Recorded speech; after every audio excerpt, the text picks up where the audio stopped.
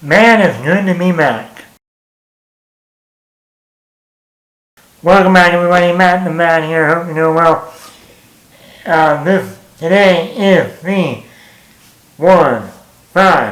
15th anniversary of Iron Man 2. Now, this came out in May 2010. I still remember that because I was down in Savannah, SCAD, late spring, early summer, and during the movie season, still springtime overall. And I was still looking forward to this movie. 2 years after the original Iron Man came out in 2008, when I was graduating high school, just a couple weeks later I graduated when the original Iron Man came out. So this movie was so hyped, the sequel, because the first one was so beloved. It made money, it started the MCU. It was only the third movie in the overall MCU at the time. As we had with Iron Man 1 and The Incredible Hulk, which also came out in 2008. So already at that point, it's been almost 2 years. 2 years since the first Iron Man, but a little less than 2 years since we've even had an MCU movie. So everyone was hyped. It's one of the most anticipated movies of that summer and of that year. And I remember it was on a Friday. I was helping my friend Jamie out on a film. I did that a lot that quarter, if you haven't noticed already. Spent a lot of time on a film set for some girl. Yeah, on Saturday I went and saw Iron Man 2 in Savannah at the theater. And I like this movie. I know a lot of people think it's one of the weaker MCU movies. And yes, it has its faults, and I'll get into them. But I enjoy this. Maybe because I like Robert Downey Jr. as Tony Stark. And I love the intro with the AC/DC music. And him jumping out of the plane, landing in the Expo. Which that whole Expo thing is definitely a Disney thing. Almost trying to be like a Disney theme park. Like Tomorrowland or whatever. And a lot of people don't know that with the first Iron Man, that was a Paramount movie. That wasn't a Disney film yet. I don't think Disney hadn't acquired the rights to the overall Marvel Studios yet. It wasn't until Iron Man 2. Because you definitely see a difference between Iron Man 1 and Iron Man 2. Iron Man 1 has a little bit more edge, a little darker, a little bit more sexual in some ways. Not that Iron Man 2 isn't, and we'll get into that. But you definitely see a little bit of a difference once Disney took over.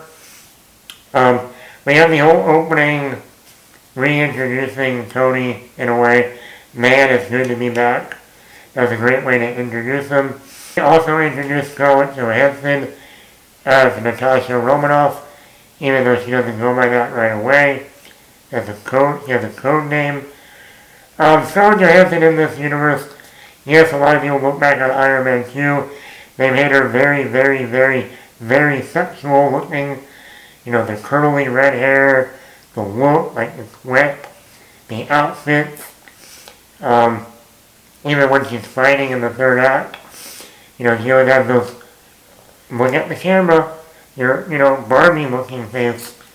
Or in the back of the car when she's changing, and they're showing her changing. So yeah, they made Scarlett Johansson in this movie very sexualized.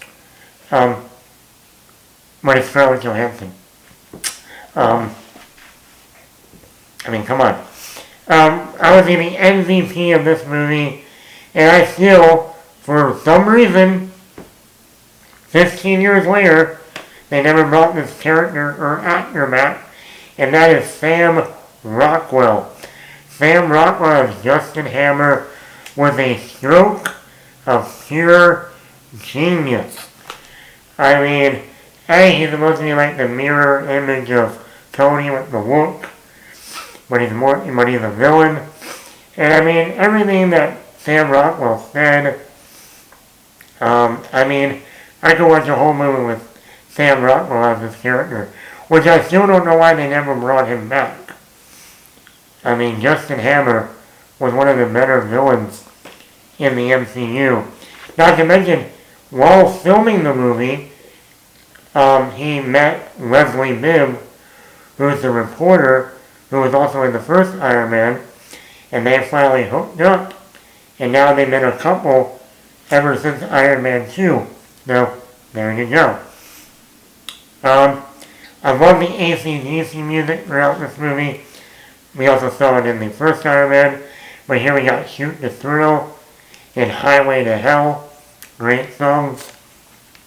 Now this movie doesn't have as much action, and that was one of the complaints by a lot of people. We have the race, the F1 race, in like the first 30 minutes of the movie, and then we don't have another action sequence until the final act, the battle with Mickey Rourke and the robots. And a lot of people complain like, this is number 2. Normally a sequel has a lot more action, bigger, better, whatever. And this movie really doesn't have that much action in it. Even though I did like the racing sequence, it was good. And the whole third act was really good. But once again, it was one of those things that there's a lot more character-driven movie than people thought. Like after that racing sequence, we don't get another action sequence for almost a full hour later into the movie. It's very much that whole second act is where Tony in himself dealing with the poison, dealing with his relationship with his father, connecting, which I don't mind. I don't mind a movie doing the character moments. That's why I particularly like this movie. Because it's not just action. That did character work. Mickey Rourke as the main villain, Ivan Winkle. He was definitely underused. I mean, most of the movie he's in a room talking about his bird. Where's my board? I want my board. Give me my board. Not this board, the actual board. Where's my board? This bird, is it a real bird? Oh, I want my board. I mean, you can play a drinking game with every time he says, board. Where's my board? Bird. I want my board. Okay, buddy, you and the bird. A lot of his character moments and character off the cutting room floor. I mean, you don't get Mickey Rourke just coming off of The Wrestler in 2008 and having just sit in a room saying, my board. I want my board. For 2 hours. And they also introduced Don Cheadle as the replacement of Rhodey.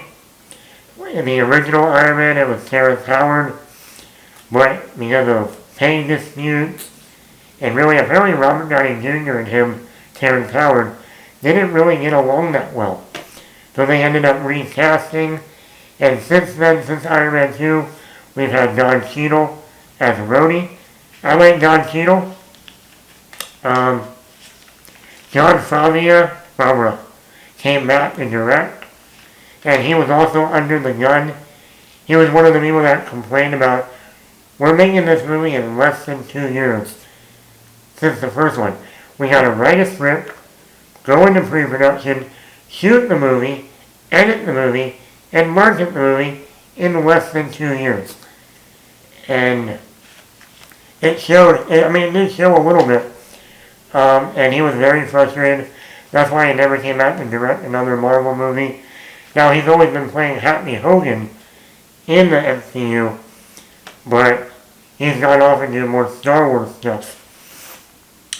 But yeah, overall, it really does show more sexual stuff, like the whole introduction to Scarlett Johansson's Natasha. I also like Nick Fury showing up in the movie. I kindly ask you to exit the donut. And the whole scene with, and then we had the party scene at the party, where Tony is pissing in his Iron Man suit. Now, that's definitely a Disney thing of, originally they wanted to adapt the demon in a model. One of the darker MCU or Marvel stories pertaining to Tony Stark, him becoming an alcoholic.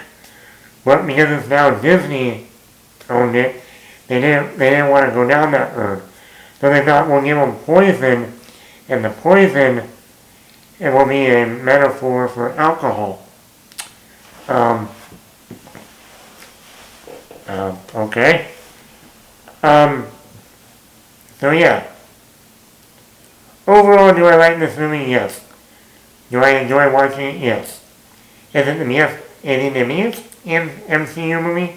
No. But it is one for the past 15 years I have gone back and watched multiple times. So, like I introduced Scarlett Johansson to the universe. We got Don Cheadle in there as Rhodey. Can't go wrong with that. Gwyneth Paltrow had a bigger role in this movie. Can't go wrong with that. And it's still a fun movie. There's still humor. Action is great. Not a lot of it. And like I said, it's more of a character-driven story than I think people expected it to be. So anyway, let me know on the 15th anniversary of Iron Man 2. Are you a fan of this movie? Or you're not? Now, I wouldn't consider this one of the better sequels. You know, like when movies are like, the sequel is better than the original. Like The Dark Knight. Well, I particularly like Batman Begins more than The Dark Knight, and there's a whole other story. But you know, like Terminator 2, Terminator. Aliens, Alien. X-Men 2, X-Men. Spider-Man 2, Spider-Man. You get the point. I still think the first Iron Man is better than this movie. But like I said, I still have a lot of fun with this film. So let me know in the comments below, are you a fan of Iron Man 2? Can't believe it's already 15 years old. What? Let me know in the comments below. Matt the Man here. Hit the like button, hit that subscribe button, leave a comment.